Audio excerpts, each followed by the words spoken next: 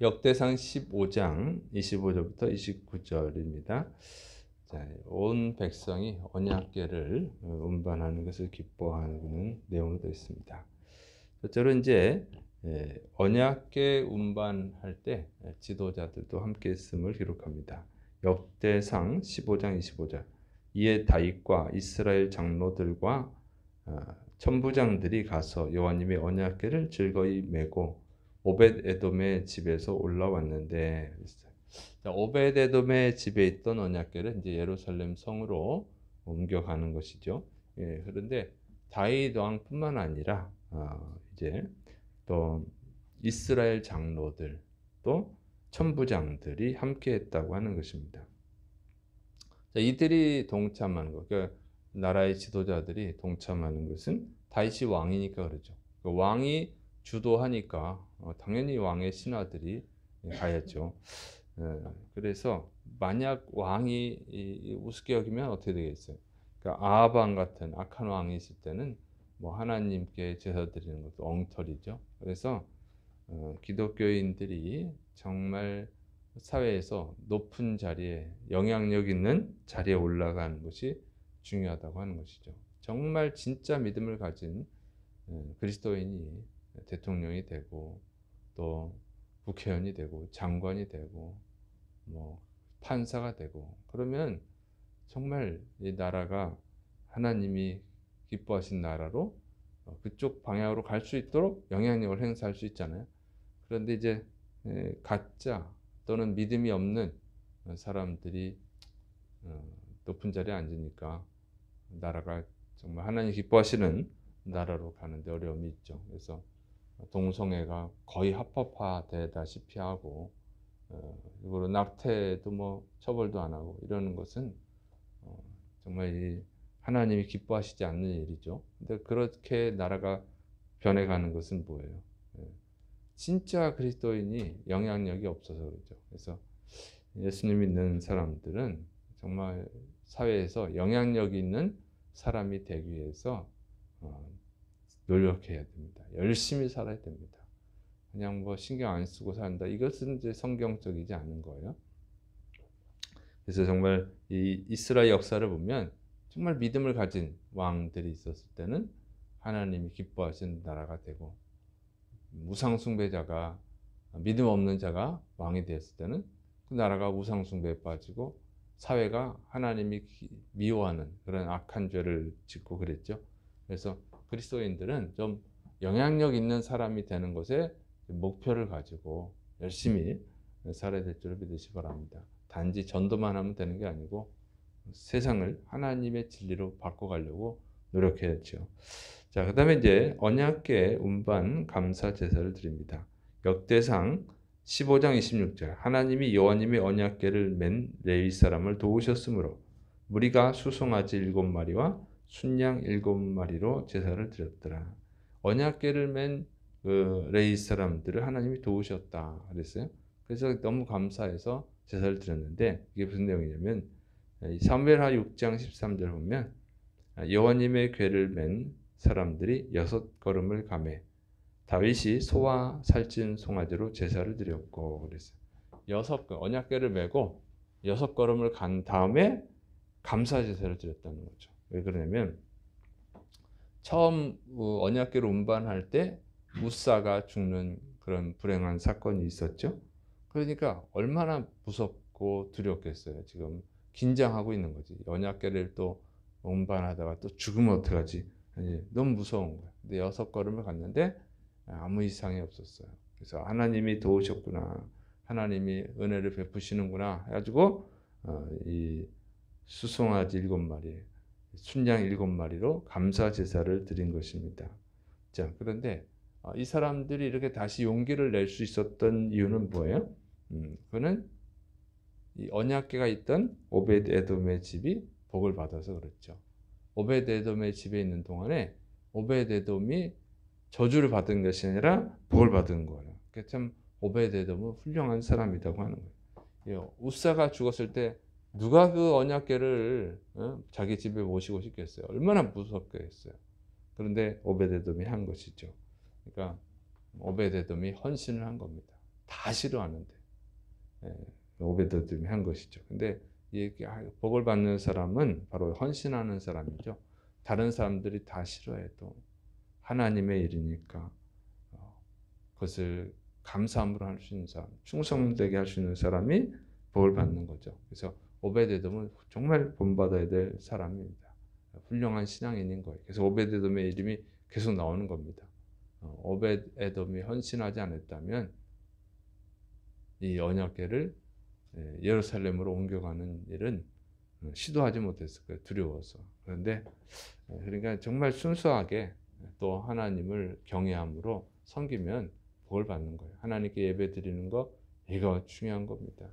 그래서 이런 일들 남들은 싫어하지만 남들 신경 쓰지 말고 하나님 바라보면서 할 때에 하나님께서 은혜를 베푸시는 줄을 믿으시기 바랍니다. 자, 그다음에 이제 온 백성이 기뻐하는 내용으로 되어 있어요. 역대상 15장 27절 28절 다윗과 및 궤를 맨 레위 사람과 노래하는 자와 그의 우두머리 그나냐와 모든 노래하는 자도 다 세마포 겉옷을 입었으며 다윗은 또 에봇을 입었고 이스라엘 무리는 크게 부르며 뿔나팔과 나팔을 불며 재금을 치며 비파와 수금을 힘있게 타며 여호와님의 언약궤를 메어 올렸더라. 그래서 언약궤를 운반하는 사람들의 옷차림을 또 기록하고 있는데 운반하는 사람들, 악기 연주하는 사람들 뭐 이렇게 있는데 보니까 세마포 겉옷을 입었다고 하는 것이죠. 그래서 이렇게 하나님을 경외한다는 의미로 제사 드릴 때 입는 옷인데 이렇게 입었어요. 그러니까 하나님께 예의를 갖춘 거예요. 그리고 채를 언약궤에 꿰가지고 어깨에 메고 이제 운반하는 거죠. 그러니까 우사가 죽은 다음에 이 사람들이 굉장히 조심스러워졌다 하는 것을 알 수 있죠. 하나님의 언약궤를 뭐 그냥 의도만 좋으면 되는 게 아니고 참 예의를 갖춰야 되는구나. 그래서 하나님 말씀대로 해야 되는구나 하고 했던 것이죠. 그리고 이제 6걸음을 걷고 감사 제사를 드리고 다시 언약궤를 메는데 아무 일도 안 일어나죠. 너무너무 감사한 거죠. 그래서 이제 무슨 불행한 일이 사건이 또 터지는 거 아닌가 이렇게 지켜보던 숨죽이면서 지켜보던 백성들이 이제 다 기뻐하는 것입니다. 뿔나팔을 불고 재금을 치고 비파와 수금으로 막 연주하면서 아주 이제 축제 분위기로 기쁨 가운데서 이제 언약궤를 예루살렘으로 운반하는 거예요. 그래서 이 기쁨이 올 수 있었던 것은 뭐냐면 하나님이 정해 주신 규례대로 하니까 아무 불상사가 생기지 않고 정말 은혜 가운데 가는 것입니다. 중요한 것은 그러니까 하나님의 말씀에 순종해야 되는 거예요. 하나님이 뭔가를 말씀하셨을 때는 그게 필요하니까 중요하니까 하시는 말씀인데 에이 그게 뭐 중요해 다 무시하고 그러면 하나님을 무시하는 거예요. 하나님을. 그래서 하나님의 말씀 한마디 한마디가 다 중요한 말씀인 줄을 믿으시 바랍니다. 그래서 우리가 괜히 인간 주제에 피조물 주제에 이걸 뭐 판단해가지고 이거 필요 없어 저거 필요 없어 그러면 안 되고 하나님이 하라고 그럴 때는 필요하니까 하는 것이죠. 그리고 우리는 이제 구약처럼 제사는 안 드리니까 그렇지만 구약의 그 제사를 만들었을 때 거기에 다 의미가 담겨 있거든요.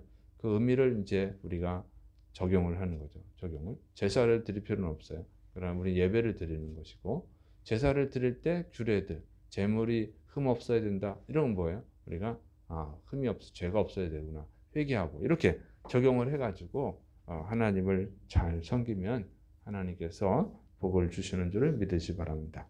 그 다음에 이제 미갈 얘기가 나와요. 역대상 15장 29절 여호와님의 언약궤가 다윗성으로 들어올 때에 사울의 딸 미갈이 창으로 내다보다가 다윗 왕이 춤추며 뛰노는 것을 보고 그 마음에 업신여겼더라. 자, 모든 백성이 기뻐했어요. 그런데 한 사람이 기뻐하지 않았어요. 다윗의 첫 번째 부인 그리고 사울 왕의 딸 미갈이죠. 다윗 왕이 기뻐하고 춤추는 걸 보고 아유 왕이 저렇게 채통이 없어가지고 이게 비웃은 거죠. 그런데 그 결과는 뭐냐면 미갈은 자식을 낳지 못하는 저주를 받았다는 거예요. 다윗의 다른 부인들은 자식을 다 낳았는데 이 미갈은 자식을 낳지를 못했어요. 왜? 하나님께 예배하는 것을 업신여겨가지고 하나님을 찬양하는 것을 업신여겨서 그렇죠. 그래서 우리가 하나님을 찬양하는 것, 하나님께 예배 드리는 것은 이것은 뭐 사람이 볼 때는 어리석게 보는 사람도 있어요. 뭐 굳이 그 교회 가서 예배 드려야 되냐? 이렇게 말하는 사람도 있죠. 일주일에 한 번만 가면 되지. 그 뭐 이렇게 자주 가냐? 이렇게 비웃는 사람들이 있어요. 그건 미련한 거다 하는 거예요. 하나님에 대한 무지죠. 우리가 가능하면 하나님께 자꾸 나오면 좋죠. 그래서 다니엘은 하루에 3번씩 기도했잖아요. 그러니까 그게 미련해 보이지만 미련한 게 아니고 하나님이 기뻐하시는 거예요. 그래서 이 새벽에도 나오는 거, 이거 미련하게 왜 새벽까지 나와? 이렇게 할 사람도 있지만 그 사람이 미련한 거다. 그 사람이 무지한 거예요. 하나님에 대해서 무지하고 성경에 대해서 무지한 거죠. 그런 무지함은 어디서 오는 거예요? 하나님을 만난 체험이 없어서 그런 거예요. 하나님의 은혜를 체험하면 하나님이 사실적으로 실제적으로 느껴져야죠. 그래서 하나님이 나를 보고 계시구나. 지금도 항상 이런 생각을 가지고 하나님이 이거를 기뻐하실까 이런 생각을 하면서 찬양하고 예배 드리면 은혜가 있는 거죠. 그래서 다윗은 비웃음을 당했지만 이스라엘 역사는 가장 위대한 왕이 되어지고 예수님의 조상이 되는 복을 받았고, 이 미갈은 정말 신앙이 좋았으면 역사는 바뀌었을 수도 있죠. 미갈을 통해서 미갈의 후손이 또 예수님의 조상이 될 수도 있었을 텐데 이렇게 비웃으니까 결국은 미갈은 버림을 받고 이 밧세바의 아들 솔로몬이 대를 이어가잖아요. 그래서 솔로몬은 또 어떻게 해요?